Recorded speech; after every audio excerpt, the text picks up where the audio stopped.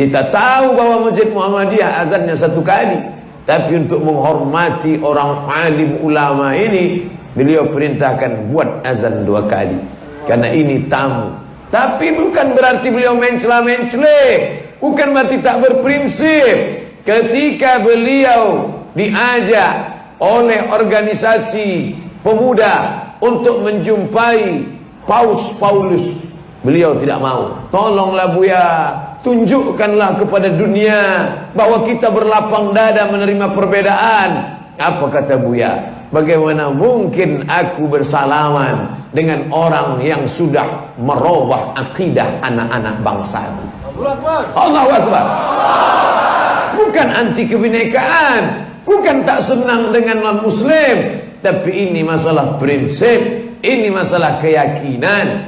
Ketika Buya Hamka diminta mencabut fatwa Majelis Ulama Indonesia tentang larangan Natal bersama, maka dia tidak mau. Ini tidak bisa tawar-menawar. Masalah mazhab. Ketika diundang beliau sholat subuh di Masjid Raya Jember, dia tahu bahwa Jember itu markasnya NU. Ketika beliau diminta imam sholat subuh, dia angkat kedua tangannya. Allahumma hdina fi man hadain, amin, wa afina fi man afain, amin.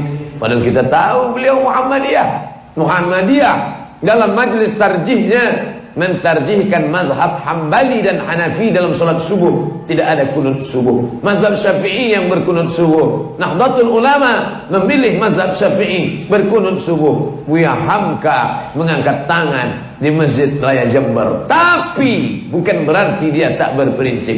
Saat diminta menarik kembali fatwa Natal bersama, Buya Hamka tidak ada langkah mundurnya. Lebih baik mundur jadi ketua MUI daripada harus mencabut fatwa. Buya Hamka berhenti jadi ketua MUI bukan karena habis jabatan, tapi karena mempertahankan larangan Natal bersama. Allahu Akbar. Jadi ada saatnya kita berlapang dada, ada saatnya kita mesti berprinsip. Masalah usolli tak usolli, ini bukan prinsip. Ustaz dengar tadi ada kiri kanan Ustaz pakai usolli. Tidak. Kenapa? Mahallun niyati al-qalbu. Tempat niat itu qalbu.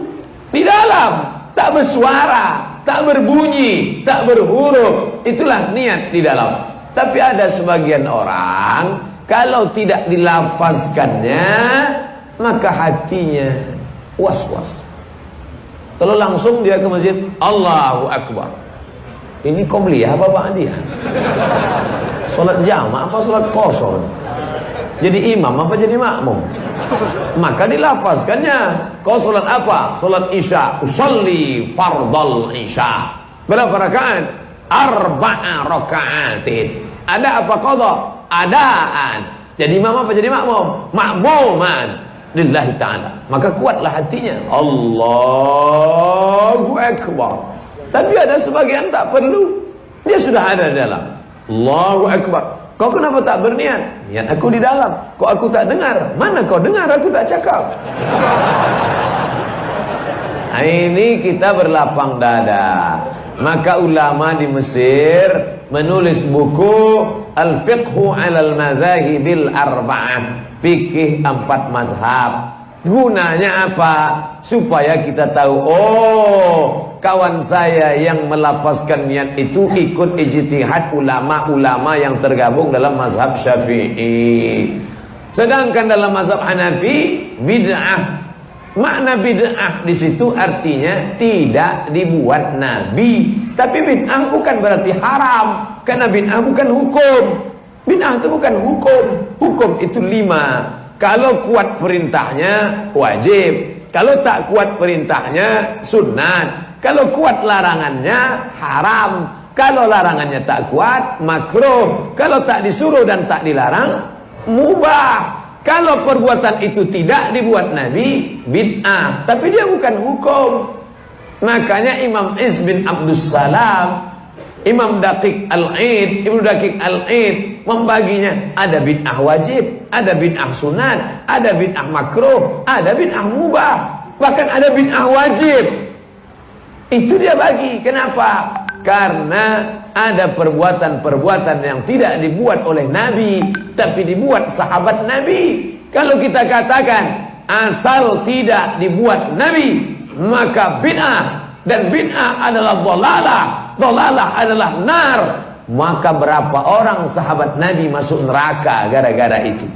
Siapa contohnya? Ini kita pulang nanti malam insyaallah. Kalau menengok banyaknya kertas nih, udah jam 12 baru selesai. Abdurrahman bin Auf pulang malam ke rumah. Sampai di rumah dibacanya ayat kursi di 4 sudut rumahnya. Sudut kiri, Allahu la ilaha illa huwal hayyul qayyum la ta'khudhuhu sinatun wa la naum. Sudut, Allahu la qayyum la ta'khudhuhu sinatun wa la naum. Sudut pojok belakang, Allahu la qayyum la ta'khudhuhu sinatun wa la naum. Sudut pojok belakang, 4 pojok rumahnya dia baca ayat kursi, barulah dia tidur malam. Buka kitab Syiar A'lam An-Nubala dalam biografi Abdurrahman ibnu Auf. Ini tak pernah dibuat Nabi. Membaca ayat kursi 4 pojok pulang malam mau tidur, tidak pernah dibuat Nabi. Maka kalau dikatakan asal tidak dibuat Nabi bid'ah, maka membaca ayat kursi 4 sudut rumah itu bid'ah. Kalau dikatakan dhalalah, berarti berubah titel Abdurrahman bin Auf dari radhiyallahu an menjadi laknatullah alaih. Lalu apa namanya itu? Tidak dibuat Nabi, bid'ah. Lalu apa namanya itu? Begitulah cerdasnya Muhammad bin Idris Asy-Syafi'i. Maka dia katakan ini mustahdatsah. Ini perbuatan tak dibuat Nabi, tapi ada yang mungkarah, ada yang mazmumah, ada yang mahmudah. Selama dia dipayungi dalil, walaupun dalilnya umum, maka dia adalah mahmudah. Tapi kalau tak ada dalilnya sama sekali, mazmumah, tercela, mungkarah, mungkar, batil. Nanti pulang ke rumah, baca ayat kursi di 4 sudut rumah. Allahu la qayyum la ta'khudhuhu sinatun wa la naum. 4 sudut rumah. Apa nama perbuatan itu? Bid'ah, mustahdatsah, tapi bukan mungkarah, karena masih dinaungi oleh sunnah. Disinilah kita berlapang dada menerima perbedaan. Nata'awan fima tafaqna. Mari kita berlapang dada tolong menolong dalam perkara yang kita sepakati. Wa nata'adzar fima ikhtalafna. Mari kita berlapang dada menerima perbedaan. Bahwa malam ini kita sama-sama sholat, ya, tapi dalam sholatnya tadi makmum ada yang baca Fatihah, ada yang tidak. Itu khilafiyah. Ghairil maghdubi alaihim waladdallin. Amin. Yang satu baca Fatihah, bismillahirrahmanirrahim, alhamdulillah ar-rahman ar-rahim. Yang satu enggak, dia tak baca. Selesai sholat tanya, kau kenapa tak baca? Menurut aku ikut mazhab Hambali, Hanafi. Al-imamu junnah, imam penanggung jawab. Faqira'atul imam, qira'atul ma'mum. Bacaan si imam sudah mengcover bacaan makmum. Tak perlu aku lagi baca. Kau kenapa baca? Karena dalam mazhab Syafi'i dikatakan la salata, tidak sah salat liman yaqra' bi Fatihatil kitab, kalau tak baca Al-Fatihah. Sudah baca suara jahar, tak perlu baca lagi, karena telinga makmum sudah mendengar. Tapi kalau solat sir, solat zuhur, solat asar, makmum tetap baca, karena telinganya tak mendengar. 3 mazhab tentang masalah membaca Fatihah ketika menjadi makmum. Apa kata Syekh Abdul Aziz Ibnu Baz, Mufti Saudi Arabia? Saya bermazhab Hambali, diakui sendiri oleh Syekh bin Baz. Saya bermazhab Hambali, tapi dalam masalah membaca Al-Fatihah ketika jadi makmum, maka saya pakai hadis la salata liman lam yaqra' bi Fatihatil kitab. Apa maknanya? Dalam hal ini Syekh bin Baz menganjurkan tetap membaca Al-Fatihah bagi makmum. Oleh sebab itu, ini masalah khilafiyah. Bagi yang mau baca Fatihah di belakang makmum, silakan. Yang tak baca, sah. Lalu yang jadi masalah mana? Yang tak sholat isya. Ini kalau sesama kita berkelahi, Sementara di hadapan kita ke depan ada bolu yang pakai tua. Bolu pakai tua dimakan oleh orang yang sholat, masuk tua ke dalam darah. Tahu tua kan? Jangan saya ngomong selesai, Ustaz apa tua itu Ustaz? Tua itu pohon kolang kaleng dipotong lalu keluar manisan nira. Nira ini melewati proses fermentasi, itu jadilah dia berbuih, tua diminum. Tua inilah mabuk yang paling jelek. Mabuk paling tak enak mabuk tua. Agak pahit-pahit di sini. Ustaz pernah enggak dengar cerita aja. Kalau orang-orang kaya itu mabuknya kan pakai vodka, Budweiser, Mix, Carlsberg, macam-macam. Hafal juga Pak Ustaz. Tapi kalau orang ini orang susah, tua lah dicarinya, ditampungnya, habis itu simpan. Inilah orang susah melarat. Di dunia mabuk, di akhirat masuk neraka jahanam. Ada yang lebih parah lagi. Ingin mabuk, tua pun tak ada, dibuatnya kopi. Setelah selesai kopi, tuang spiritus. Spiritus yang dulu untuk lampu strongkeng. Itu minum. Menyalalah api itu dalam. Oh, mencari begitu diminum, mencari di mana parit, mau seruduk, mau parit, oh mati kontan. Neraka jahanam tempat dia.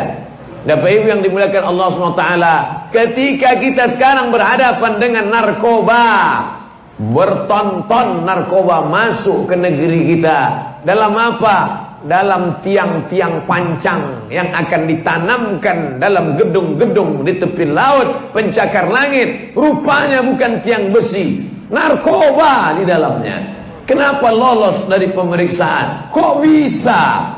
Belum lagi yang masuk lewat pelabuhan-pelabuhan tikus yang ada di pulau-pulau terpencil. Ini musuh kita. Tapi ketika kita sedang sibuk membasmi ini, 3 hari yang lalu ada kawan mengirim gambar. Gambar ini penuh makna. 2 kambing sedang berlaga besar, sedang berantam dengan tanduknya yang besar. Tiba-tiba satu singa memakan pantat kambing dari belakang. Artinya apa? Kita sedang berhadapan dengan musuh, berhadap-hadapan langsung sekarang dengan musuh. Liberalisasi, sekularisasi, ateis, komunis. Tapi ada musuh lagi yang satu barisan. Kita menyerang ke depan, dia menikam dari belakang. La ilaha illallah Muhammadur Rasulullah. Tapi memang begitulah indahnya dunia ini. Orang yang menghadapi ini adalah tempat berjihad. Dia tak pernah putus asa. Musuh depan, musuh belakang dihadapi. Kenapa? Karena di sana dia akan menuai pahala. Allahu Akbar. Orang yang terlalu banyak mengeluh dalam hidup ini, kenapa banyak betul musuh kita ya Ustaz? Kenapa kita hidup sekarang ya Pak Ustaz? Kenapa kita hidup di zaman Ustaz Abu Bakar Ba'asyir? Kenapa kita tidak hidup zaman Abu Bakar Siddiq? Ente banyak betul mengeluh. Anda hidup zaman Nabi pun ente belum tentu sama Abu Bakar, mungkin sama Abu Jahal, Abu Lahab. Dunia ini tak pernah berubah. Apa yang terjadi dulu, begitu juga yang terjadi sekarang. Itu dialog kami dengan Abuya tadi sebelum datang ke sini. Ustaz Somad, apa yang terjadi sekarang ini, itulah dulu yang terjadi pada Bani Israel, Yahudi dan Nasrani. Wa qalatil yahudu laysatin nasara ala syai'. Apa kata Yahudi? Orang Nasrani itu tak ada apa-apanya itu. Wa qalatin nasara laysatil yahudu ala syai'. Orang Nasrani pula berkata, orang Yahudi tak ada apa-apanya. Wa hum yatlunal kitab. Padahal mereka sama. Perlu orang-orang yang membesarkan ulamanya, yang membesarkan umatnya, yang membesarkan, bersatu, berbeda, tapi bisa bergandeng tangan. Kita pernah bangga pada ustadz-ustadz kita. Saya terus terang bangga, fotonya sampai sekarang saya simpan di HP. Ketika Ustadz Arifin Ilham bergandeng tangan dengan Ustadz Abu Jibril, bergandeng tangan dengan Ustadz Habib Rizik, bergandeng tangan dengan Ustadz Al-Mukarram Zaitun Rasmin, bergandeng tangan dengan Ustadz Bakhtiar Nasir, yang secara ritual ini berbeda. Ustadz Bakhtiar Nasir, Ustadz Zaitun Rasmin, alumni Madinah. Kita tahu alumni Madinah, bismillah nyesir, tidak pakai usolli, tidak pakai kunut subuh, bisa bergandeng tangan dengan Habib Rizik yang haulan, maulidan, yasinan, tahlilan. Pokoknya yang ujungnya an semua itu. Maulidan, tahlilan, haulan, yasinan. Bisa bergandeng tangan dengan Ustadz Abu Jibril, bisa bergandeng tangan. Luar biasa. Kalau Ustadz Arifin Ilham bergandeng tangan dengan Ustadz A.A. Gim, itu biasa. Tak ada yang luar biasa. Tapi antara Ustadz Zaitun Rasmin bisa bergandeng tangan dengan Ustadz Arifin Ilham, ini luar biasa. Karena secara ritual mereka berbeda, tapi ada yang menyatukan mereka. Apa itu? Orang kafir yang akan mengambil hak kita. Ini harus ditentang. Allahu Akbar. Ustadz Somad kalau ceramah jangan teriakkan Allahu Akbar. Kenapa? Karena yang teriak Allahu Akbar itu teroris.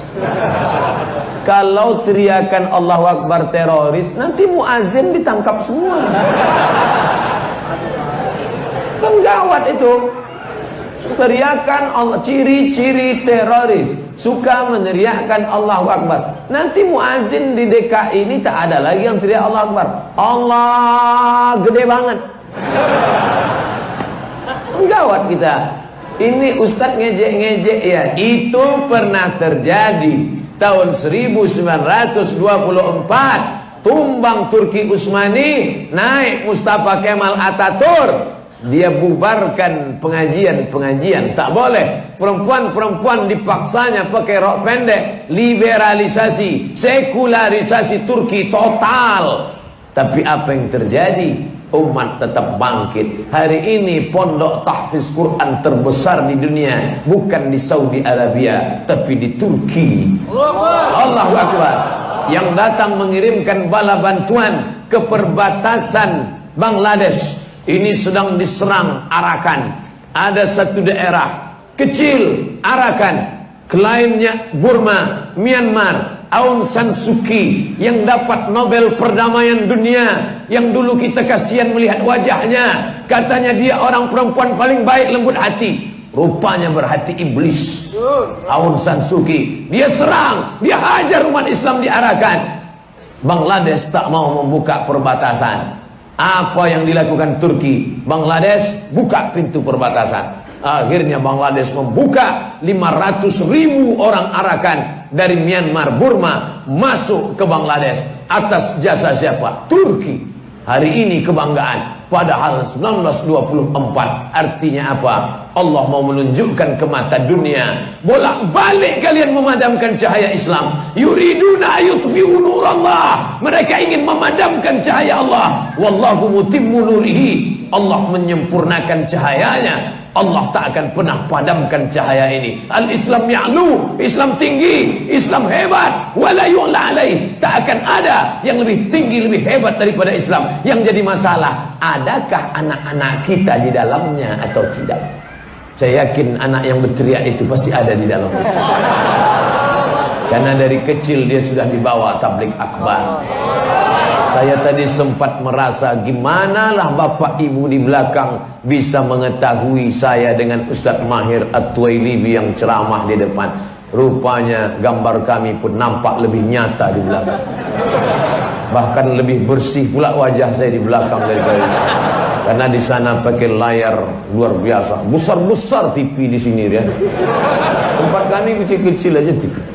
Luar biasa. Bapak Ibu yang dimuliakan Allah Subhanahu wa taala, maka ada musuh nyata, janganlah mencari musuh lagi. Sudah terlalu banyak musuh-musuh kita. Jangan sampai salah memilih musuh. Kita habiskan energi mati-matian untuk membid'ahkan Yasin. Habis mati-matian untuk membid'ahkan tahlil. Habis mati-matian untuk memberangus saudara yang seiman seakidah. Yang ketawa adalah musuh-musuh Allah.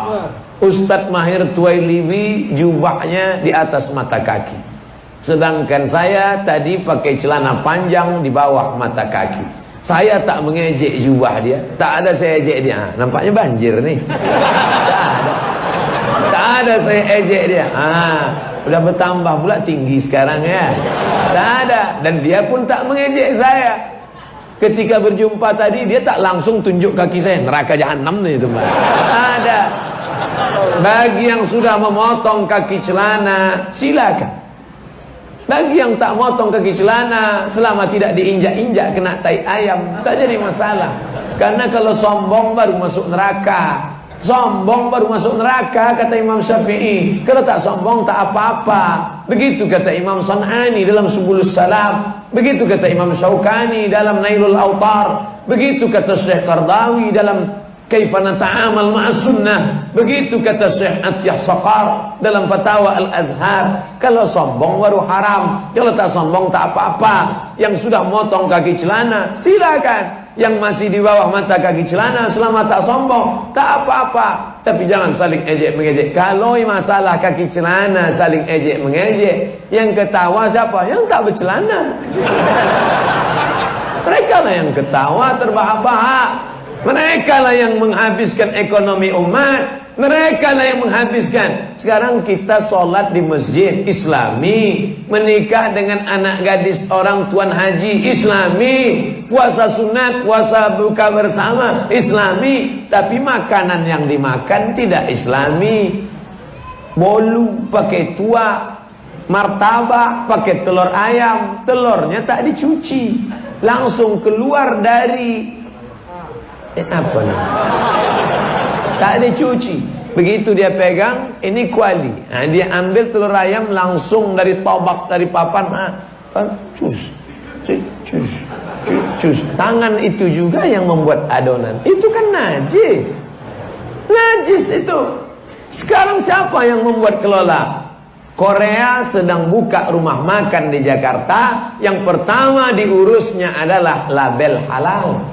Kenapa? Karena dia tahu orang Islam mementingkan ini. Ketika ketahuan bahwa filter rokok ramai-ramai unjuk rasa di Amerika adalah Zeus.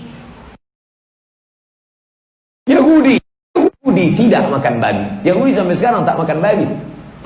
Kenapa Yahudi tak makan babi? Karena Nabi Musa mengharamkan babi. Dan Nabi Isa tidak makan babi. Mereka tak mau itu.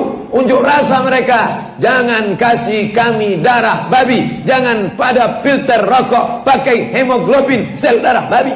Orang Islam tak peduli. Oh babi lah kata dia. Enak aja babi ini kata dia. Oleh sebab itu, maka kita harus tahu yang mana kawan, yang mana lawan. Jangan salah pilih lawan, jangan salah pilih kawan.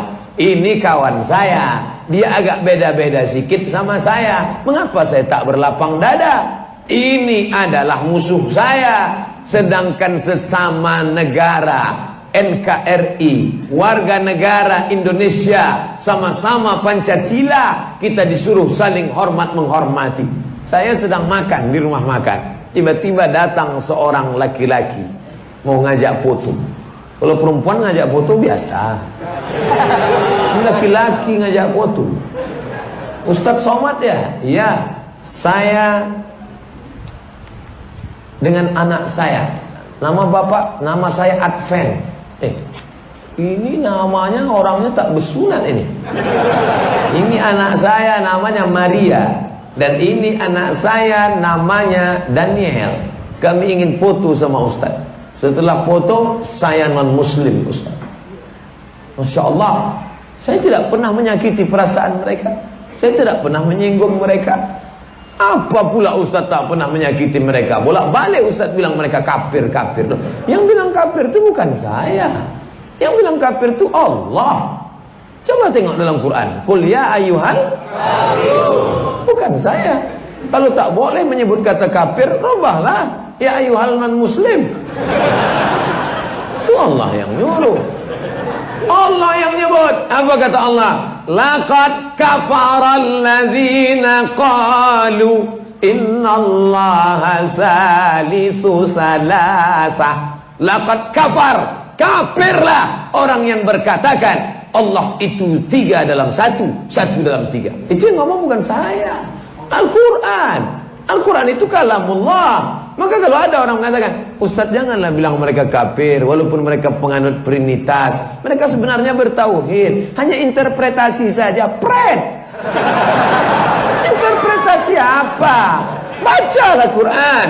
Laqad kafara alladzina qalu innallaha huwal masih ibnu Maryam. Kafirlah orang yang mengatakan Al-Masih itu adalah Tuhan.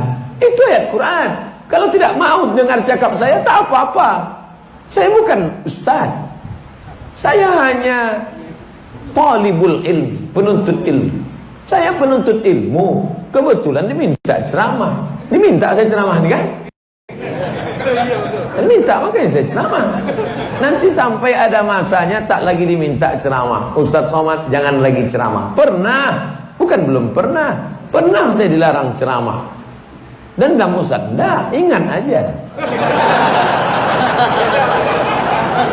Datanglah bapak-bapak membawa baju koko. Ustaz Somad, jadwal kita yang 4 kali Ramadan kemarin, mohon maaf Ustaz jangan lagi datang ke masjid ini karena Ustaz tidak boleh ceramah di sini. Ada itu. Di mana Pak Ustaz? Tak boleh sebut tempatnya, menjaga kode etik jurnalistik. Tapi itu ada. Oleh sebab itu maka ini semua adalah tantangan di masa akan datang. Apapun nama Hanafi, Maliki, Syafi'i, Hambali, FPI, HTI, NU, Perti, Persis, Muhammadiyah, Nahdlatul Watan, semuanya sepakat sholat subuh itu wajib. Betul? Tolong tunjukkan saya mana mazhab yang mengatakan sholat subuh sunat muakkad. Kalau ada saya mau amalkan juga ini. Kadang kita musafir sampai jam 4, jam 5 capek, ngantuk. Kalau ada kan enak. Kenapa Ustaz tak sholat subuh? Sunat muakkad itu menurut saya. Semuanya sepakat, wajib. Maka kita berlapang dada. Ketika Imam Asy-Syahid Hasan Al-Banna masuk ke dalam masjid bulan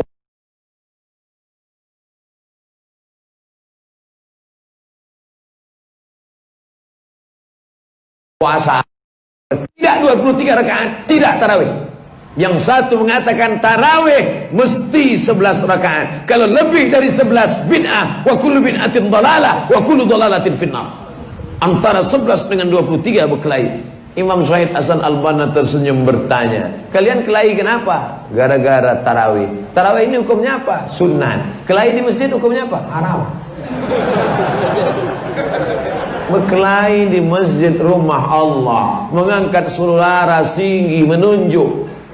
Ketika keluar masjid nampak orang minum kamput, diam deh. Kamput itu apa Pak Ustaz? Mabuk kalau diminum. Diminum pagi, sore baru mabuk. Ketika nampak orang pakai cadar, kerasnya bukan main, mengejek. Apa pakai cadar? Nampak orang pakai rok pendek, diam. Apa itu? Setan. Mindset namanya. Main otak setan. Mindset otak setan. Berlapang dada menerima perbedaan. Kenapa kalau nampak orang pakai cadar ngejek? Ninja nih. Tapi kalau ada orang pakai celana sempit, diam. Kenapa diam mulutmu? Kenapa tak kau katakan ini batil? Nisaun, perempuan kasiatun, pakai baju ariyatun tapi telanjang. Kenapa kau tak tegakkan amar ma'ruf nahi mungkar? Ada apa? Oleh sebab itu ingat, terkejut anak itu. Ini ustaz ini ceramah apa marah kata. Jangan terkejut anak. Memang sudah begitu style kami. Ada masanya nanti sudah tua, tak lagi bisa bersuara keras. Nanti 2027, 2037, undanglah saya kemari, lembut udah. Bapak Ibu sekalian, judul pengajian kita malam ini adalah bagaimana mengurus jenazah. Di hari ini kita masih cerita tentang hidup. Bagaimana umat anak-anak kita ke depan mesti hidup. Kalau sudah kumpul ramai begini, barulah bisa cerita ekonomi umat. Ini kan kaya-kaya semua. Kaya, apa tak kaya? Keramik sampai memanjat ke tiang itu. Siapa tak kaya? Di mana-mana AC setahu saya sekedar menempel saja. Ini AC tengok, so besar-besar AC. Luar biasa. Sholat di sini macam berada hampir ke langit ke-7. Langsung awan mendekat. Ini orang kaya semua. Sholat duha itu baik. Tapi untuk sholat duha siapapun bisa. Anak TK pun bisa sholat duha, betul? Baca Quran baik. Tapi siapapun bisa baca Quran. Anak SD pun bisa baca Quran. Jadi kalau ada orang kaya amalnya baca Quran, sama macam anak SD. Kalau ada orang kaya amalnya sholat duha, sama macam anak TK. Orang kaya itu amalnya bukan sholat duha, amalnya bukan sholat. Orang kaya amalnya apa? Kumpul sama-sama orang kaya, buka market Islam. Itulah kau kaya. Orang kaya bukan yang cincinnya 3 pergi undangan. Orang kaya bukan yang baju kokonya harga 2 juta. Ini sikit aja nampak. Iya Pak Ustadz, 2 juta nih. Siapa yang bertanya? Saya dari kamar mandi datang dia, Ustadz ada nengok jam saya yang 15 juta t-shirt itu. La ilaha illallah. Hampir saya tunjukkan jam saya. Kalau kau kaya, maka kumpul engkau. Saya diundang Habib Mahdi, Ketua FPI Palembang, Sumatera Selatan. Ustadz Somad, kita mau launching ini. Iyalah. Saya tak pula saya tanya launching itu apa. Launching kata dia, launching kata saya. Launching ya kata saya. Sampai di atas, kepada dokter-dokter spesialis harap naik ke atas pentas. Launching apa kita masalah? Rupanya dokter spesialis itu diajak ke atas pentas. Dokter spesialis ini duitnya banyak, kerjanya sikit, duitnya banyak. Itu dokter spesialis. Kerjanya dibawanya martil kecil, pukul-pukulnya lutut orang. 7 juta. Lutut kiri 7 juta, lutut kanan 7, 14. 10 pasien dari pagi sampai sore. Berapa tuh? 140. 10 hari berapa? 1,4 M dokter spesialis. Jadi kalau ada dokter spesialis baca Quran aja kerjanya. Itu bukan amal kau Pak dokter spesialis. 1,4 M duitmu, baca Quran lah kau cuman pandainya. Kalau duitmu 1,4 M, berkumpul engkau banyak ramai-ramai, kau buat market, barulah Ustadz bisa ceramah. Jangan beli ke toko sana, tapi beli toko mana? Kau beli toko mana? Belilah ke toko Islam. Kalau kuat suaramu membid'ahkan saudaramu, kuat juga lah mulut engkau berkata, beli ke sini. Jangan beli donat sana karena telurnya tak dicuci, tapi belilah donat ini yang ketika membuat adonannya orang bersolawat. Salatullah salamullah ala taha rasulillah salat. Kita pun mau makannya tenang. Kenapa kalau ini mau saya makan bawaannya mau rok pendek aja Pak Ustaz? Kenapa kalau makanan ini saya makan tertidur padahal malam? Kalau engkau tidur cepat tapi payah bangun tahajud malam, ingat ada bermasalah dengan makananmu. Makanannya halal, tepungnya halal, tapi campurannya dia memang bukan, mereka bersih tapi dia tidak tohara, tidak suci. Ini Somad ini menciptakan masyarakat eksklusif ini. Ini dia akan membuat orang sektarian ini. Ini anti kebinekaan ini. Saya sedang mengingatkan umat saya. Anda yang mendengar pengajian ini salah sendiri. Kenapa dengar pengajian kami? Kalau mau datang kemari. Tak apa-apa. Yang non muslim mau datang masuk masjid, mana kami tahu kau bersunat tak bersunat? Memangnya ada di pintu tu menengok satu-satu? Kan tidak. Ada. Datang, dengar baik-baik, masuk Islam, bersyahadat, asyhadu an la ilaha illallah wa asyhadu anna Muhammadan Rasulullah. Yang paling enak pekerjaan adalah BIN, Badan Intelijen Negara, mengawasi orang tapi dapat pahala dan dapat pengajian. Paling enak saudara-saudara kita di kepolisian, di tentara, angkatan udara, angkatan darat, angkatan laut. Saya belum pernah ceramah di laut lagi.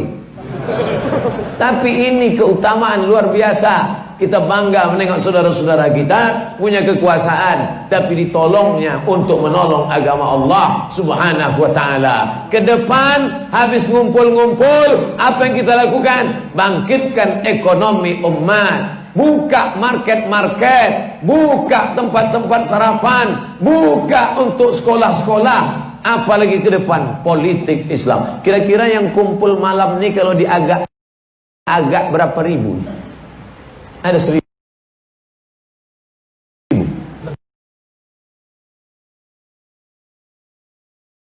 Katibin lagi 3.000. Satu masjid 1.000 kali 1.000 berapa? 1.000.000. Kalau 1.000.000 kita punya suara, kita bisa menentukan siapa bupati kita. Betul?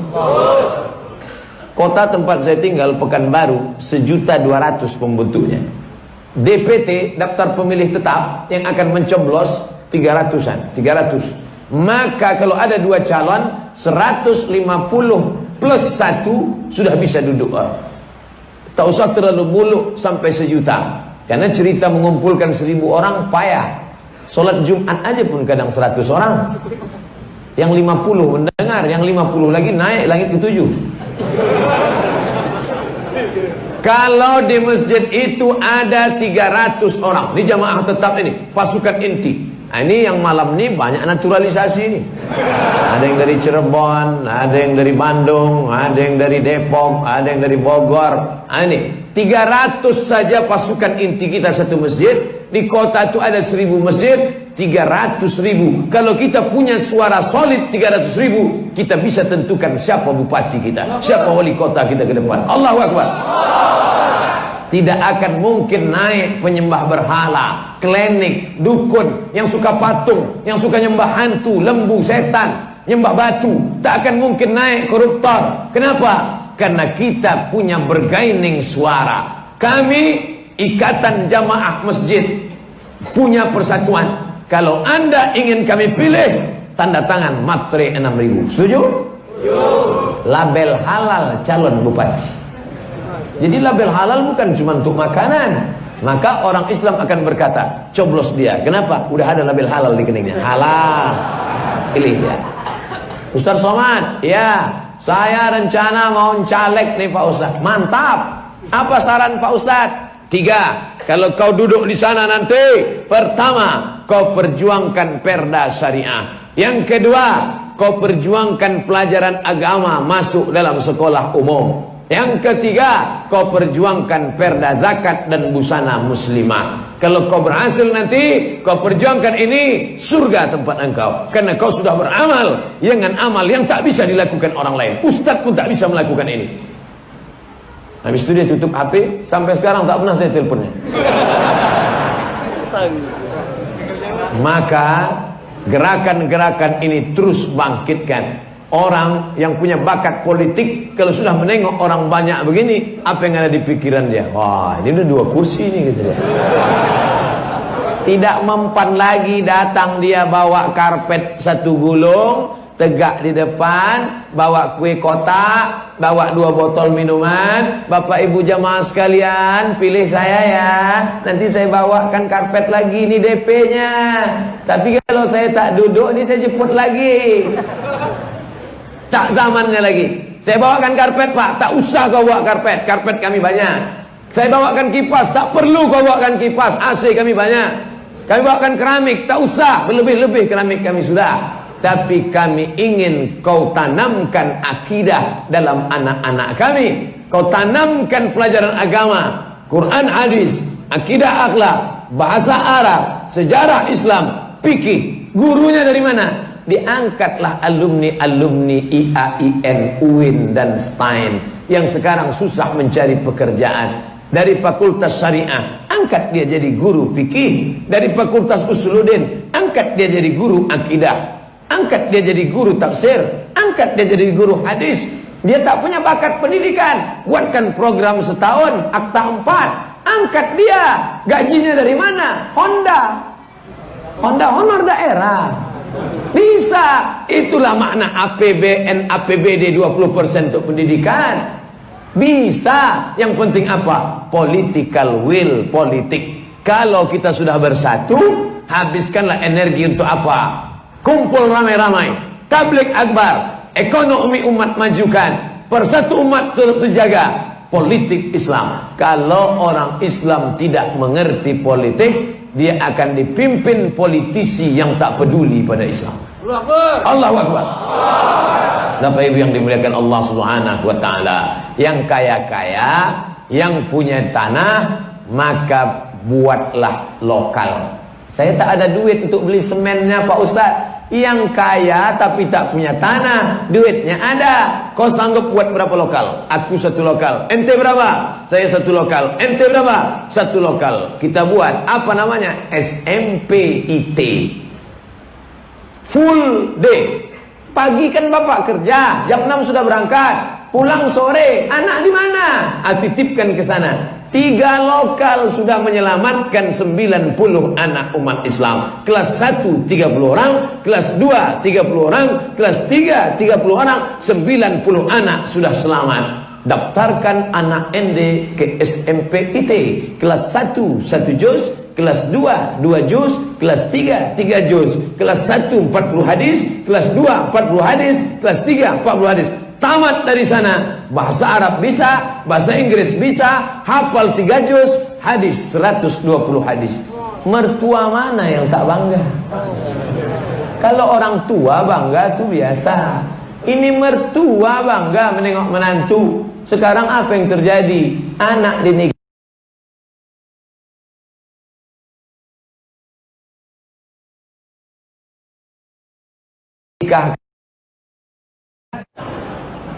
anak pangki, kukunya hitam, di atas black kutek, di bawah black daki. Apalah yang diharapkan generasi ke depan dengan anak menantu model seperti ini? Sekolahkan anakmu ke Al-Azhar Mesir. Tadi ada adik kelas saya datang di tempat ruang kami makan. Dari Azhar ya? Iya. Baru pulang ya? Iya. Sudah menikah? Belum. Silakan datang. Ada 3 calon sudah kami siapkan. Masya Allah. Saya terus terang iri. Saya balik dulu tak ada yang nawari misalnya. Enaknya adik-adik kelas yang sekarang balik ini.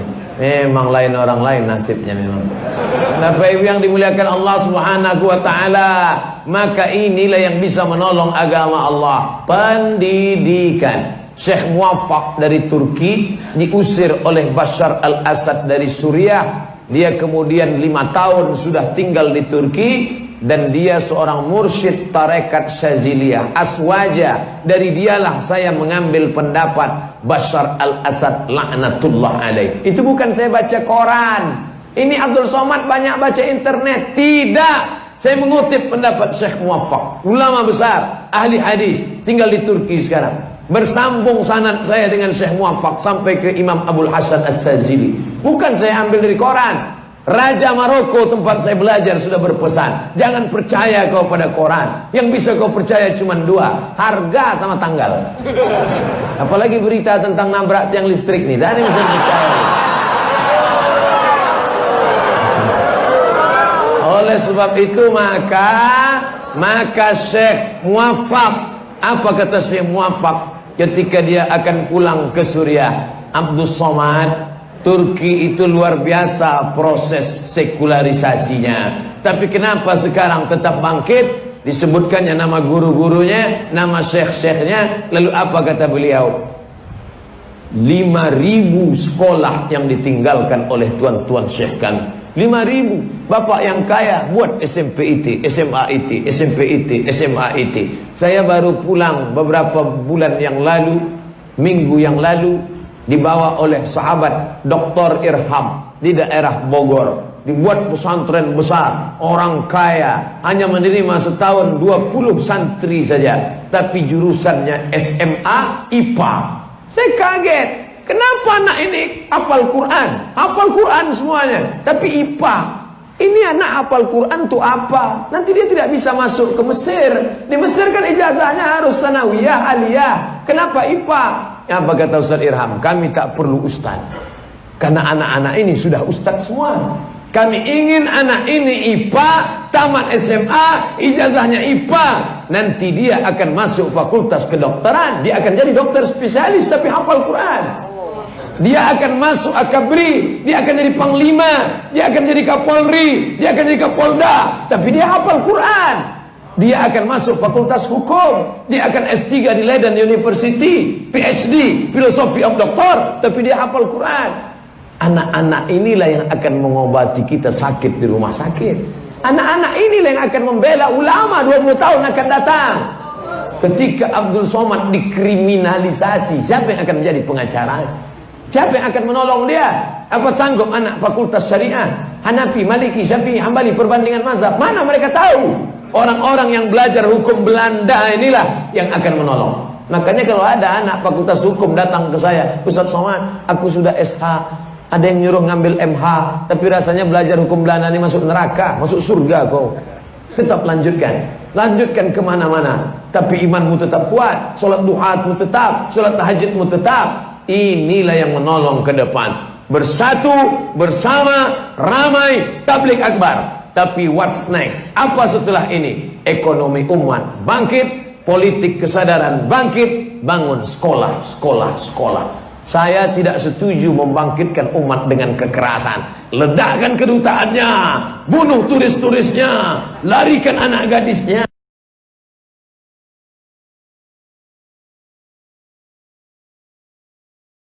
Bukan tolong menolong dalam perkara-perkara yang kita sepakati.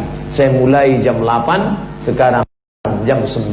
Di mana-mana saya ceramah 60 menit sesuai dengan tertulis di botol 600 ml. Tapi di masjid ini sengaja botol 2 dipasang. Nampaknya sudah bocor jurus saya ini di mana-mana. Bapak Ibu yang dimuliakan Allah Subhanahu wa taala, itu yang dapat saya sampaikan. Dalam tanya jawab selanjutnya saya serahkan kepada Al-Mukarram Ustazuna wa sahibuna Ustaz Mahir At-Tuwailibi. Terima kasih. Wassalamualaikum warahmatullahi wabarakatuh.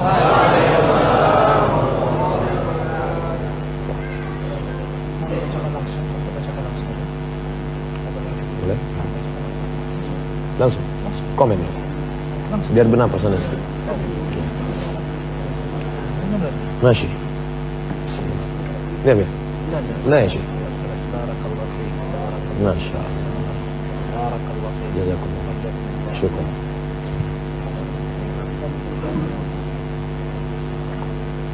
الحمد لله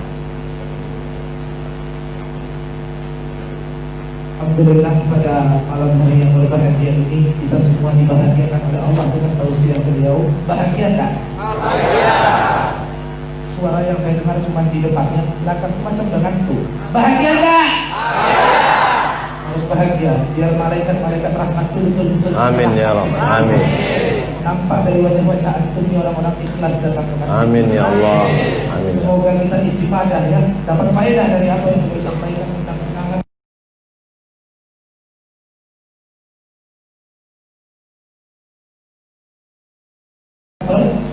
13.000 apanya? yang menonton. Ya itulah karena antum yang ditonton bukan Nah, saya. nah, Syekh. Saya mah apa? Hah? Jadi biar Ustaz 13.000. Ustaz Abdul Somad menjawab beberapa al-as'ilah dari kaum muslimin wal muslimat yang sudah kita saring ya Ustaz Hidayat.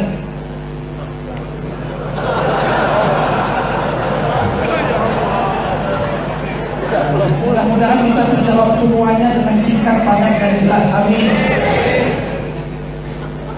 Yang menonton kita malam ini 16.000 di alam ghaib. Demi terciptanya kajian yang nyaman dan khusyuk, tolong nasihati kami yang datang ke kajian yang masih sibuk dengan handphone kami, yang masih sibuk upload foto di sosial media, yang masih sibuk dengan hal-hal lain hingga tindakan kami mengganggu kekhusyukan beberapa orang yang berniat mendengarkan kajian dengan khusyuk. Tolong Ustadz, demi kebahagiaan setiap kajian. Ada ustadz-ustadz kita, kalau nampaknya orang main HP langsung kamu yang saya termasuk yang tidak keras. Saya ini ustadz yang lembut. Bagi saya zaman edan, mau aja orang ke masjid udah alhamdulillah. Itu saya agak lunak saya dalam masalah itu. Jadi kalau ada orang mengatakan Ustaz Somad itu Ustaz keras, itu tuduhan yang menyakitkan. Tapi saya anjurkan, janganlah sibuk foto aja. Sibuk foto. Tapi masalah foto dari atas foto, dari bawah foto. Kalau perlu beli drone dari atas. Share, bagikan ke kawan-kawan, tunjukkan begini kami mengaji. Allahu Akbar. Jangan disangka orang kami ramai kalau dangdut yang racun kucing garong saja.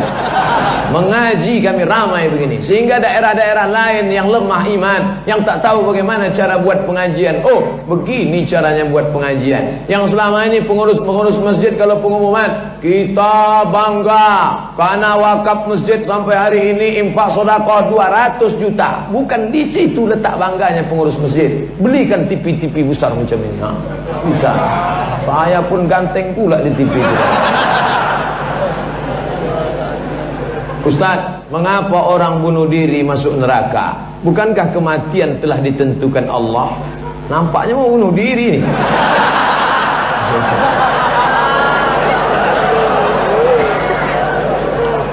Syekh Muhammad Said Ramadan Al-Buti menulis kitab judulnya Al-Insan Bainal Musayyar wal Mukhayyar. Manusia antara dijalankan dan berjalan sendiri. Manusia antara dipilihkan dan memilih sendiri.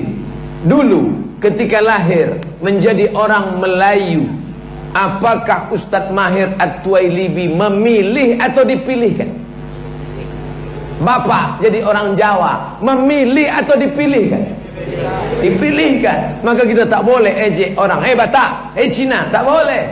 Karena dia tidak pernah memilih, dia dipilihkan. Tapi ada saatnya kita memilih. Malam ini mau datang ke pengajian, memilih atau dipilihkan? Memilih. Mau bunuh diri, ada pisau silet, memilih atau dipilihkan? Mulai ragu kan? Ketika Buya Hamka baca bukunya Tasawuf Modern, baca itu tulisan Buya Hamka di saat dia betul-betul down dalam penjara, naik tapak sepatu ke atas mejanya, "Hei Hamka, kau pengkhianat bangsa!" Nampaknya pisau silet di dinding penjara. Apa kata setan? "Hamka, ambil pisau silet itu, potong urat nadimu, tak ada gunanya kau hidup. Kau di Maninjau Sumatera Barat diangkat sebagai datuk nenek mama orang Minangkabau, dan sekarang engkau bergelar doktor dari Al-Azhar honoris causa. Sekarang kau dituduh sebagai pengkhianat, mau menjual negara ke Malaysia. Bunuh saja dirimu." Tapi dia lawan dengan iman. Ada saatnya kita memilih. Kenapa dia masuk neraka? Karena dia memilih ikut ajakan setan. Maka kita selalu membaca ayat-ayat, ayat kursi, doa-doa, supaya jangan sampai setan berbisik, "Bunuh ke diri kau, bunuh, bunuh."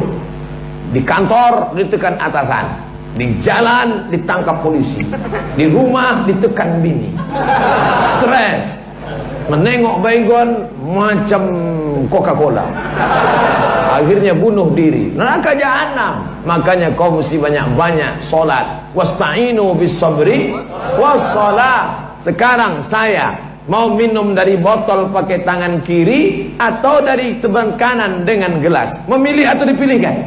Memilih. Allah kasih saya kuasa sama, basar, kalam, kudrat, iradat. Gunakan sama, gunakan basar, gunakan kalam, gunakan kudrat, gunakan iradat. Pakai tangan kanan, ucapkan bismillah, minum, bismillahirrahmanirrahim. Alhamdulillah. Saya mau nanya Ustaz, saya melarang dan mencaci maki orang untuk melakukan sesuatu yang saya larang itu. Gimana tuh Pak Ustaz? Kabura maqtan indallah, murka yang paling besar di sisi Allah. Antaqulu ma la taf'alun, kau bicara tapi kau tidak lakukan. Ini umum, dia tak sebutkan apa larangan yang kau orang suruh larang tapi kau lakukan itu apa? Pacaran. Kau jangan pacaran, nikahlah. Ini yang banyak, ini ngaji ini kan anak-anak muda nih, aktivis kampus. Jangan pacaran, jangan pacaran. Pacaran dia 5. Berhentilah pacaran. Ustadz Felix Xiao kan udah keluarkan buku, udah putusin aja. Bagaimana hukumnya apabila sholat sunat rawatib saat tahiyat akhir hanya membaca tahiyat sampai dengan solawat kepada Nabi, namun tidak membaca solawat kepada Nabi Ibrahim? Sah. Allahumma salli ala Sayyidina Muhammad wa ala ali Muhammad. Yang pakai Sayyidina. Yang enggak pakai Sayyidina, Allahumma salli ala, enggak pakai Sayyidina Muhammad wa ala ali Muhammad. Cukup. Kalau ibarat makan, ini makan nasi pakai kecap aja lah. Tapi tadi kita makan, Masya Allah, ada tempenya, ada tahunya, ada sambalnya, ada asamnya, ada ini, ada dessertnya, ada. Itu sampai akhir. Allahumma salli ala Muhammad kama sallaita ala Ibrahim wa barik ala Muhammad kama barakta fil alamin innaka Hamidum Majid. Allahumma ighfir lima qaddamtu wa ma akhartu wa ma asrartu wa ma a'lantu wa ma asraftu wa ma anta a'lamu bi minni antal muqaddim wa antal muakhir la ilaha illa anta subhanaka inni kuntu minadh dhalimin. Allahumma inni a'udzubika min 'adzabi jahannam wa min 'adzabil qabri wa min fitnatil mahya wal mamat wa min syarri fitnatil masiihid dajjal. Allahumma inni ala dzikrika wa syukrika wa husni ibadatik. Assalamualaikum warahmatullahi. The best, mantap. Pak Ustadz, yang sangat saya tunggu fatwanya, mohon penjelasan tentang riba. Panjang ini, Pak Ustadz narik napas panjang. Almarhum bapak saya dianggap memiliki hutang piutang dengan tetangga saya yang terjadi sekitar tahun 1997 senilai 2.400.000. Yang bersangkutan menagih kepada kami ahli waris beberapa saat setelah bapak saya meninggal. Yang menjadi masalah adalah bersangkutan menginginkan hutang piutang tersebut lunasi dengan kurs beras sehingga tahun ini menjadi 10 kali lipat hingga menjadi nilai sekitar 21 juta. Dari 2 juta tahun 97, sekarang dia minta menjadi 21 juta. Kami ahli waris keberatan karena itu termasuk riba. Apakah ini riba? Tidak, karena duit kertas mengalami inflasi. Duit 700 perak tahun 90 saya SD itu sebungkus nasi 700 perak. Sekarang 7.000 nasi pakai kuah telur. 7.000 itu. Makanya kalau utang piutang, pakailah mata uang Nabi. Mata uang Nabi itu apa? Dinar. Dinar itu apa? Emas. Pakailah harga emas. Kalau harga emas itu emas stabil. Makanya dulu diusulkan oleh Mahathir Muhammad, negara-negara Islam satukan ekonomi pakai emas. Uni Eropa bisa bersatu dalam euro, padahal agamanya beda, bahasanya beda. Inggris, Prancis, Jerman, beda agama, beda bahasa, beda suku, tapi bisa menerapkan 1 euro. Umat Islam sangat bisa. Bahasanya satu, bahasa Al-Quran. Tuhannya satu, Allah. Kiblatnya satu, Ka'bah. Imamnya satu, Muhammad SAW. Bisa satu mata uang, yaitu dinar. Oleh sebab itu maka persatuan umat ke depan. Maka tidak riba. Yang riba itu adalah perjanjian. Kau pinjam 1 juta, bayar 1.200.000. Maka kalau kau tidak mau rugi kena inflasi, kau bayar dengan mata harga emas. Di tahun kau membayarnya nanti. Sekarang 1 gram emas 500.000. Jadi siapa yang minjam duit 500.000 sekarang, dibayarnya 10 tahun lagi, tak bisa 500.000. Tapi pakailah berapa harga emas tahun itu. Oh, ini riba nih bertambah. Bukan bertambah mas, tapi nilainya. Oh, kalau gitu riba juga tidak bertambah Pak Ustaz. Riba bertambah. Kenapa? Dia tidak pakai nilai mata uang tetapnya, tapi dia pakai bunganya. Nah, ini dia. Karena yang bersangkutan tetap ngeyel, tak mau terima pelunasan, maka kami berencana akan menyerahkan kepada ahli waris ketika dia telah mati. Tapi jika ahli waris tidak mau juga, kami berencana menyedekahkan uang tersebut atas nama yang bersangkutan. Tidak. Kalian pakai harga emas tahun 1997, lunasi sekarang 2.400.800. Tahun 97 berapa harga emas waktu itu? Bayarkan dengan harga emas itu sekarang tahun 2017. Berapa Pak Ustaz harga emas? Mana saya tahu? Carilah tukang emas. Saya pernah membuat surat wasiat untuk istri dan anak yang isinya seluruh harta peninggalan saya hanya untuk mereka. Apakah hukum pembagian warisan nanti tetap ada? Karena seluruhnya telah wasiatkan istri dan anak saya. Wasiat batil, wasiat tak betul. Maka wasiat la wasiyata liwaris, Tidak boleh ada wasiat untuk ahli waris. Kenapa? Karena ahli waris sudah ada jatahnya masing-masing. Istri berapa jatahnya? Walakum nisfu ma taraka azwajukum illam yakul lahunna walad. Suami dapat setengah harta istri kalau tak ada anak. Fa in kana lahunna waladun, kalau ada anak falakumur rubu'u, dapat seperempat. Ibu dapat seperempat. Nih suami meninggal, ibu dapat seperempat. Kalau ada anak, ibu dapat 1/8. Anak laki-laki 2 kali bagian anak perempuan, sisanya ahli waris yang lain. Ini kalau diterapkan wasiat, maknya tak dapat, ayahnya tak dapat, istri, anak, ibu, ayah tak dapat, maka dia sudah menzalimi orang, maka tidak bisa diterapkan. Kalau ahli waris yang lain izin, maka wasiat bisa berlaku, tapi tidak boleh lebih dari 1/3 harta.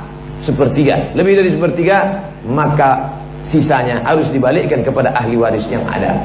Saya baca dalam buku, ada orang kasyaf mampu melihat ibunya disiksa di neraka. Apa? Channel apa yang dia tengok? Saya bisa menengok ibu karena tidak ada tirai. Kalau ada tirai maka tertutup. Ketika tirai dibuka, bahasa Arabnya kasyaf, tirai terbuka. Dalam ilmu tasawuf, orang sangat zikir dalam, maka tersingkaplah hijab tirai, maka dibukakan Allah. Tapi ingat, ada auliaur rahman, ada auliaur syaitan, ada wali Allah, ada wali setan.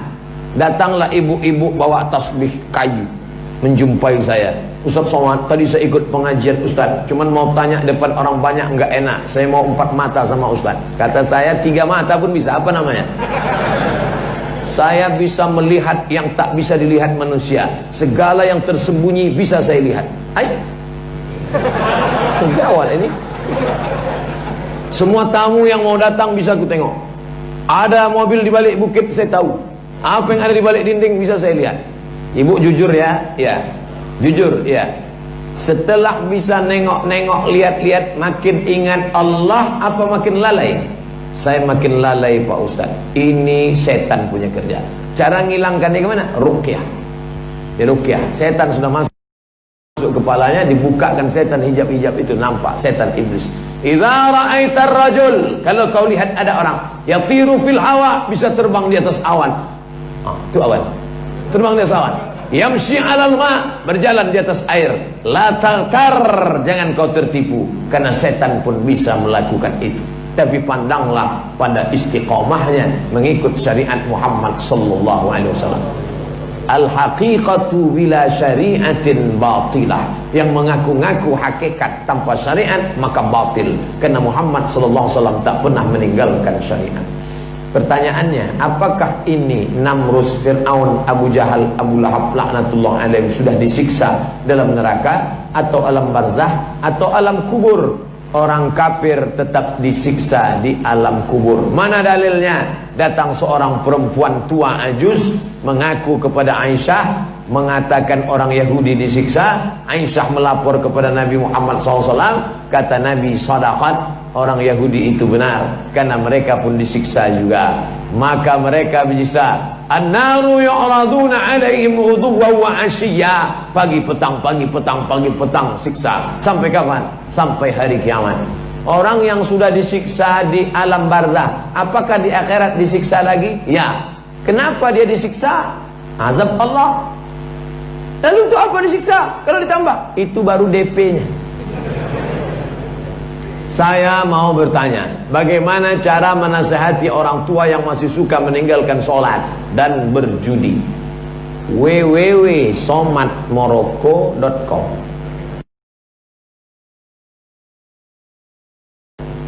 Dah, itu bentuk tulisan, print, kasih ke dia. Pertanyaan yang ke-77, apakah dosa orang yang tak sholat kafir?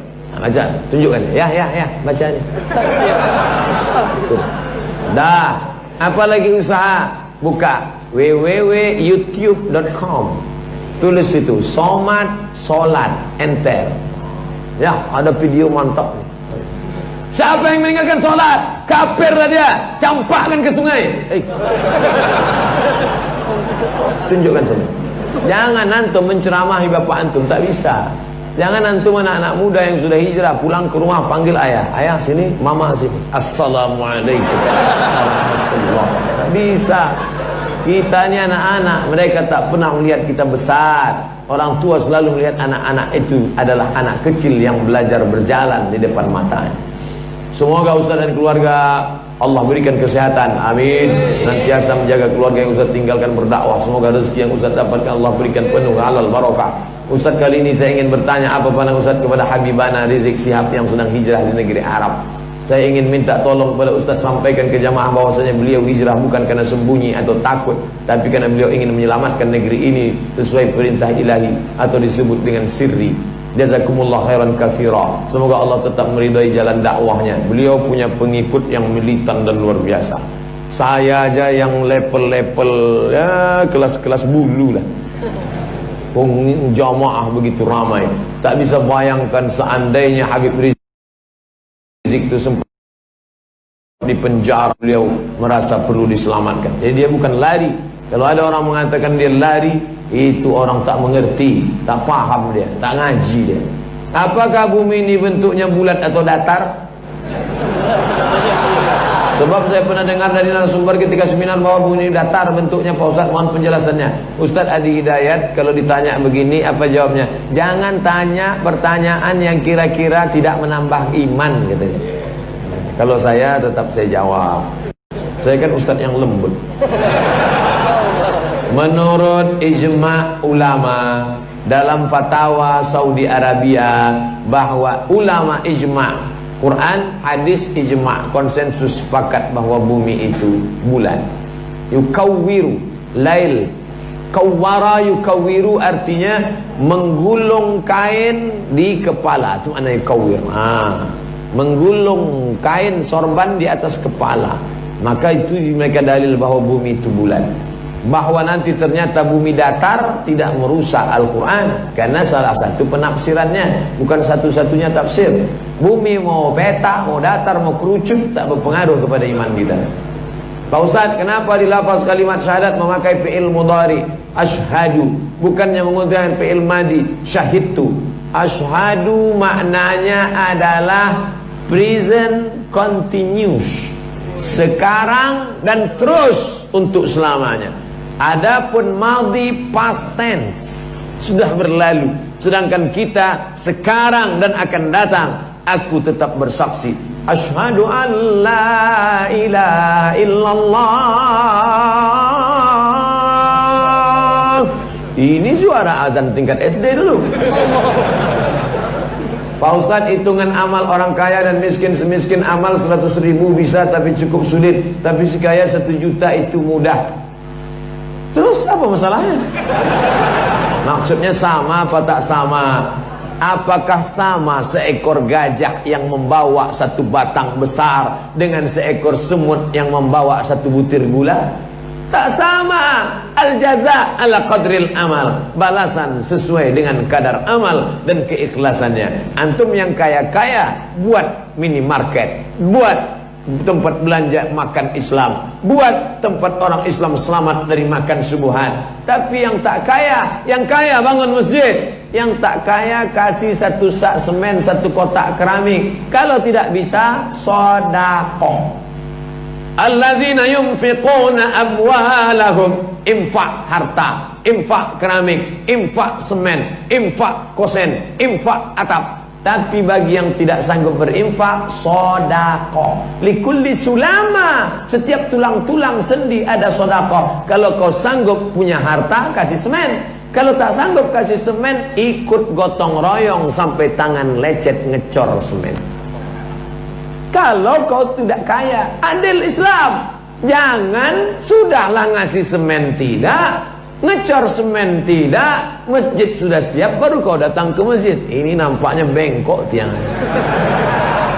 Ini orang-orang yang begini cocoknya diantukkan kepalanya gitu ya. Baik. Mohon maaf saya potong sebentar. Saya hanya mau menawarkan amal soleh untuk kanan kiri. Boleh diterima boleh enggak? Amal soleh 15 orang sebelah kanan tuh kasih duduk kalau antum mau dapat pahala. 20 kurang lebih orang sebelah kiri yang berdiri 1 jam lebih itu kasih duduk yang sekitar yang duduk gantian berdiri. Tidak ada salah untuk dapat pahala, hanya menawarkan. Kasih duduk mereka kasihan.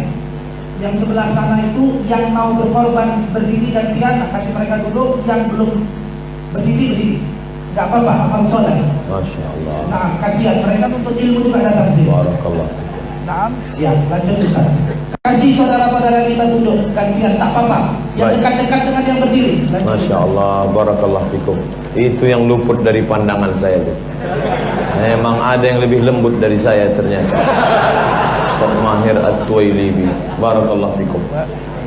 Saya mau bertanya Pak Ustaz, di saat saya sedang berdoa setelah sholat di masjid, kemudian orang samping mengajak bersalaman, bagaimana sikap saya? Kalau sebelum sholat tadi dia tidak salaman, selesai sholat baru salaman, namanya mustahab, dianjurkan. Kalau sebelum sholat tadi sudah salaman, selesai sholat salaman lagi, mubah. Kalau sebelum sholat belum salaman, selesai sholat baru salaman, mustahab. Begitu kata Imam An-Nawawi. Yang nggak boleh sedang sholat salaman. Allahu Akbar. Sehat Ustaz.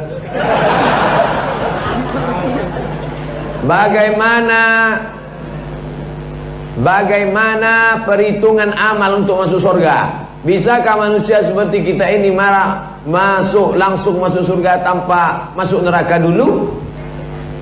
Dia mau nanya, ini penerbangannya direct atau pakai transit? Kita berdoa selalu, Rabbana atina fid dunya hasanah wa fil akhirati hasanah wa qina adzabannar. Selamatkan dari neraka. Kita memohon semua yang di majelis ini masuk surga tanpa masuk neraka. Karena tiap hari kita berkata Allahumma ajirna minan nar, Allahumma ajirna minan nar, Allahumma ajirna minan nar. Jangan syirik, jangan dustakan agama Allah, jangan makan hak manusia, jangan makan harta orang dengan cara batil. Pokoknya ikuti sunnah Rasulullah SAW, mati taubat nasuha, mati husnul khatimah, umat Muhammad SAW masuk surga insyaallah. Saya mau tanya, bagaimana jika saya punya perasaan kepada seseorang wanita dan saya langsung jumpa orang itu, tapi saya masih SMA kelas 3. Antum tak usah pikir kawin dulu. Antum habis SMA itu kuliah dulu. Setelah kuliah nanti habis S1 datang ke Ustaz Mahir At-Tuwailibi. InsyaAllah dikasihnya itu nanti. Kalau dia sudah tak ada stok lagi, baru ke saya. Kalau antum sudah sukses perusahaan, apakah jadi karyawan atau PNS, entrepreneur, insyaallah perempuan itu yang akan ngejar-ngejar antum. Apa tak antum tengok komen-komen di YouTube tentang saya? Banyak yang mau jadi istri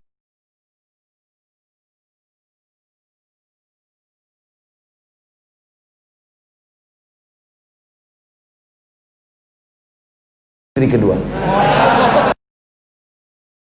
Teman dekoratin illa ma'azi mahramin. Jangan kalian berdua-duaan, jangan kalian pacar-pacaran. Ustadz berceramah, yang anak muda kan kreatif. Buatlah baju kaos sablon, say no to bonceng. Udah putusin aja. Buanglah mantan pada tempatnya. Banyak cara buat komunitas jombloan, jomblowati, jomblo syariah.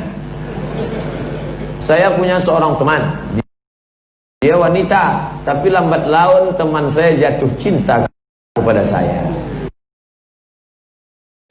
Lambat laun saya pula jatuh juga pada dia. Tapi saya belum cukup umur dan belum mapan mempunyai penghasilan untuk menikah. Banyak-banyak puasa sunat. Memangnya kalau puasa sunat nafsu saya hilang? Nafsu ada, tenaga tak ada. Lawannya mau mati. Bang, jadi kita sore ini karaoke bang. Tak usah kau ajak karaoke, aku mau kolak aja bawaan. Dah. fa innahu lahu wija. Faman lam yastati, tak sanggup menikah, fa alaihi bisawm, hendaklah banyak puasa sunat. Olahraga memanah, sibahah berenang, rimanah memanah, rukubul khail berkuda. Geluti 3 olahraga ini. Anak muda harus, kalau tidak kalian hawa nafsu menggebu-gebu luar biasa. Ustaz, bagaimana bila seorang sudah melakukan sholat jamaah 5 waktu tanpa putus 40 hari, membaca surat Al-Ikhlas sebanyak 70.000 kali, apakah dia sudah pasti masuk surga meskipun dia suka bertaubat dosa seperti mencuri, maksiat, berjudi sebagainya? Karena yang saya tahu di kitab Ihya Ulumuddin karya Imam Al-Ghazali mengatakan seperti itu. La yudkhilal jannata ahadakum amaluhu, kalian masuk surga bukan karena amalmu. Kau masuk surga hanya karena dengan 70.000 zikir kul wallah, hanya dengan 40 kali salat, sedangkan 63 tahun amalmu itu pun di akhirat cuma 1,5 jam. 63 tahun kau hidup, tak makan tak minum, salat aja, di akhirat cuma 1,5 jam. Masuk surga 1,5 jam. Nonton India aja 3 jam. Maka kau masuk surga karena rahmat Allah. Ini motivasi dari Imam Al-Ghazali supaya banyak-banyak beramal. Pahami ini namanya at-targhib wa tarhib. Man shalla subha fi jama'atin, siapa yang salat subuh berjamaah, thumma qa'ada yazkurullah, duduk berzikir mengingat Allah, hatta tatlu' asy-syams, sampai terbit matahari, thumma yusalli rak'ataini, salat sunat isyraq 2 rakaat, kanat lahu ka ajri hajjatin wa umrah, dapat pahala macam haji dan umrah. Seperti itu motivasi supaya jangan keluar masjid habis salat subuh. Apa hukum kredit emas? Sementara MUI memperbolehkan kredit emas diumumkan oleh ketua MUI, namun kami dengar dari beberapa ulama Ahlussunnah bahwa kredit emas itu haram. Zahab bi zahab, fiddah bi fiddah. Emas dengan emas, perak dengan perak, gandum dengan gandum, gandum yang sudah lepas kulit dengan lepas kulit, syair bi syair yang sebelum lepas kulit, malh, garam dengan garam, maka dia riba. Kecuali yadan biadin, kecuali langsung cash. Adapun dengan tenggat waktu, maka riba. Emas harus cash. Makanya ketika ditanya ke ulama Saudi Arabia, bagaimana dengan jual beli rupiah ke dolar, rupiah ke rial? Kalau langsung cash, maka dia tidak riba. Uang dengan uang. Nah, ini emas zaman Nabi itu mata uang. Tak ada uang kertas. Uang kertas itu ada setelah Presiden Amerika menetapkan membuat duit kertas sebanyak emas yang ada di negeri itu. Duit kertas itu sebagai wakil emas. Maka ada zakat duit. Mana ada zakat duit? Zaman Nabi tak ada duit. Zakat emas, senilai emas. Di zaman ini kami hidup zaman modern, penuh huruf Arab. Luar biasanya ketika daerah kami para pemimpin RT RW 17 Agustus tasyakuran malamnya, esoknya dangdutan dengan banyak demikian. Bagaimana sikap kami Pak Ustaz? Kira-kira kalau sudah sebanyak ini orang pengajian di daerah itu, masih ada tak yang racun kucing garong? Tidak akan ada. Ini kita banyak-banyakan aja. Kalau banyak yang ngaji, pasti dibuatnya pengajian tabligh akbar. Malam tabligh akbar syukuran Agustusan, takkan ada dangdut. Tapi kalau banyak yang dangdut, yang ngaji pula dikatakan ekstrim. Ini kan banyak-banyakan. Maka perbanyaklah air bah ini, banyakkan air ini. Kalau sudah air ini banyak melimpah, maka sampah-sampah itu akan tercampak dengan sendirinya.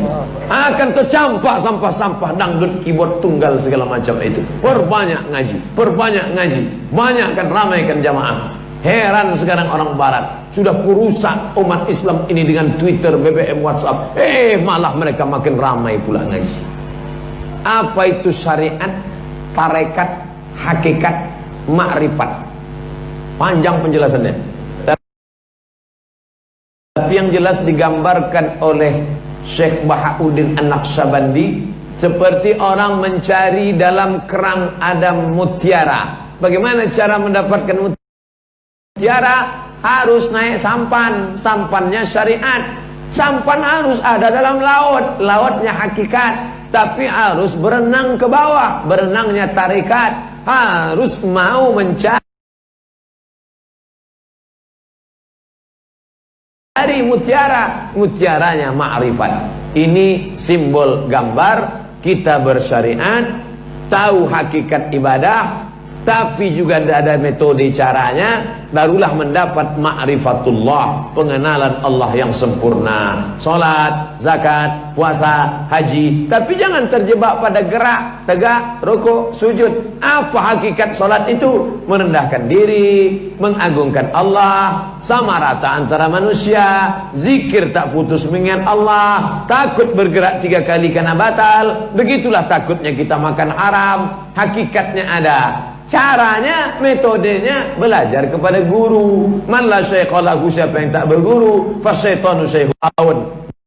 Seorang hamba, itulah yang selalu kita minta. Allahumma ja'al fi qalbi nura, wa fi sam'i nura, wa fi basari nura. Kenapa kita bisa menengok ini hak, ini batil, ini bengkok, ini lurus? Bukan karena biji mata. Innaha la ta'mal absaru walakin ta'mal qulubul lati fis sudur. Yang buta bukan biji mata, yang buta adalah hati. Itu pesan Bang Roma. Ustadz Somad yang ganteng, fitnah ini. Mau membuli saya ini. Boleh tak kita mendoakan hancurkan musuh Allah seperti Lia Eden? Allahumma hdi qaumi fa innahum la ya'lamun. Berikanlah hidayah kepada Lia Eden karena dia tak tahu. Kalau dia tak tahu, ini orang tak mau tahu. Sudah bolak-balik dikasih tahu.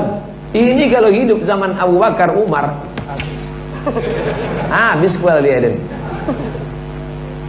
At-tariku lid-din al-mufariqu lil jamaah, halal darahnya. La yahillu damu imri'in muslim illa bi ihda salas. Tak halal darah orang kecuali dengan 3. An-nafsu bin nafsi, pembunuh, pancung kepalanya. At-thaibu zani, sudah menikah, berzina, tanam badannya sekerat badan, lempar batu sampai mati.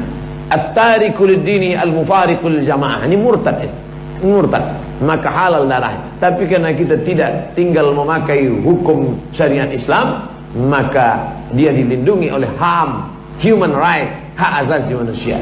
Mengapa sampai hari ini Lia Eden masih tetap aktif dalam menyebarkan pahamnya?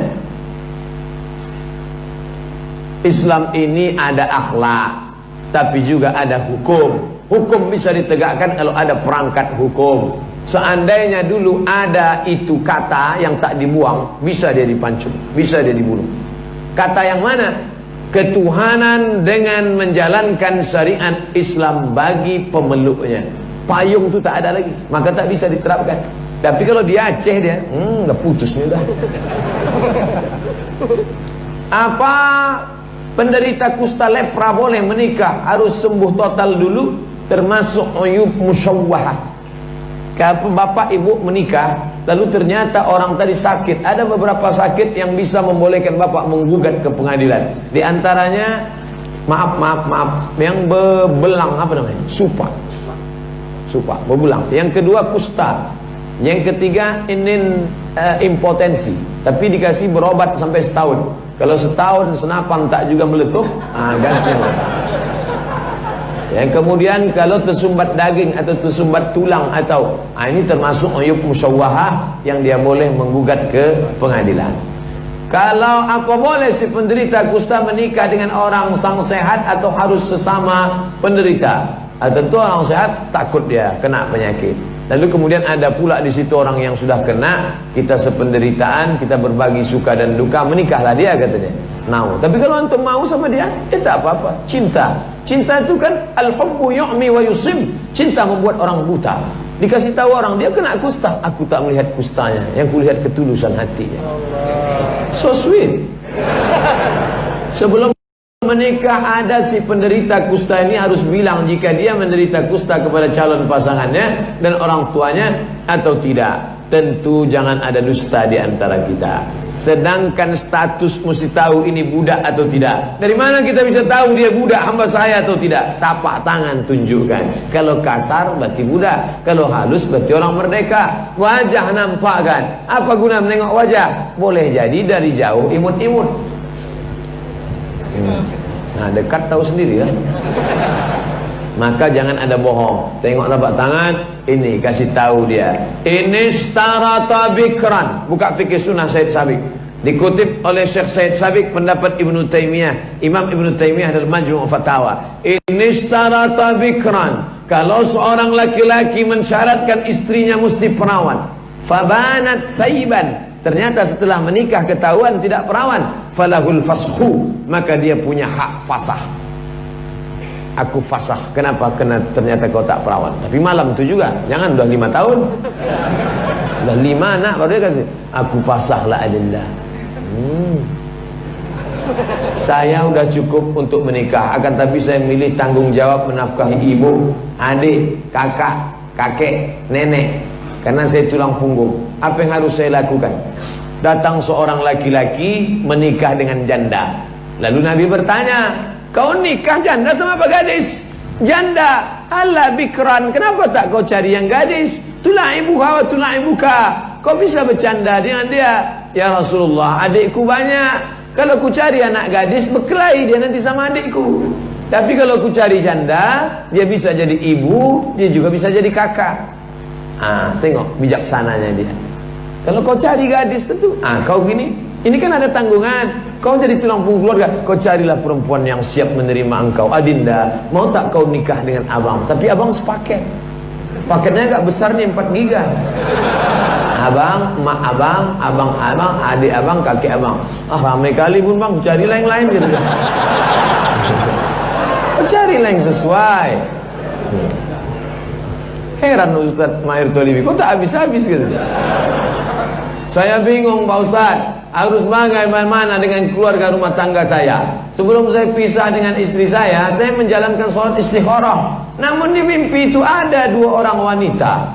Yang pertama istri saya, dan yang kedua wanita lain.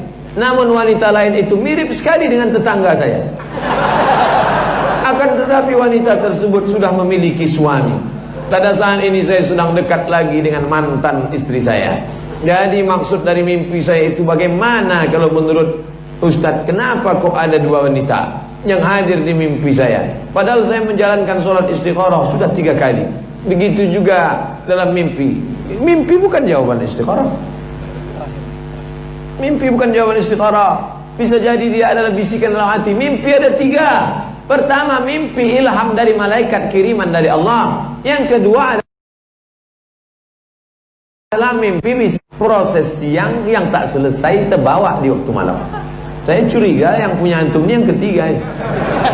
Bisa pula bini kawan masuk dalam mimpi. Jadi antum harus bersih-bersih lagi. Ini kertas yang terakhir karena keterbatasan waktu kita. Pak Ustadz, bolehkah kita beramal tapi berharap dikembalikan Allah berlipat-lipat? Ada Ustadz berceramah, siapa yang beribadah berharap pahala, maka rusaklah tauhidnya. Kita mesti berharap hanya Allah semata. Ini dia tidak sesuai dengan Al-Quran. Wasari'u ila maghfiratin min rabbikum, bersegeralah engkau kepada ampunan Allah. Wa jannatin, minta surga. Allah nyuruh kita minta surga. Kenapa tak boleh minta surga? Dalam hadis, idza sa'altumullaha fas'aluhul firdaus. Kalau kau minta sama Allah, mintalah firdaus. Ya Allah, masukkan kami dalam surga firdaus. Amin. Amin. Mana orang beribadah minta surga? Boleh. Kalau saya minta berlipat ganda, aku bersedekah 1 juta, minta 700 juta. Ya boleh. Mana dalilnya? Kama salih abbah, 1 biji, ambatat 7 sanabil, tumbuh 7 cabang. Wa fi kulli sumbulatin mi'atu habbah, dalam 1 bulir ada 100. Wallahu yudha'ifu liman yasha'. Allah lipat gandakan sesuai kehendaknya. Maka masih dipayungi dalil Quran dan Sunnah. Ada jamaah kita yang ngaku ke saya, Ustadz, zakat saya keluarkan setahun 25 juta. 25 juta setahun, berarti 25% dari 1M. Berarti bapak setahun dapat 1M? Enggak, saya cuma dapat 300. Oh, bapak salah hitung. Kalau 100 juta itu 2,5 juta. Kalau 300 juta berarti 7,5 juta. Kenapa dikeluarkan 25 juta? Saya mau mancing Pak Ustaz. Saya pancing 25 supaya Allah keluarkan 1 M. Mantap. Mantap. Tapi sayangnya cuma 1 lah yang model begini. Oleh sebab itu kita beramal, tapi jangan lupa wa ma umiru illa liya'budullaha mukhlishin. Beramallah karena ikhlas, tapi minta surga, tidak merusak keikhlasan. Wallahu a'lam bishawab. Saya kembalikan kepada Al-Mukarram. Terima kasih. Wassalamualaikum warahmatullahi wabarakatuh.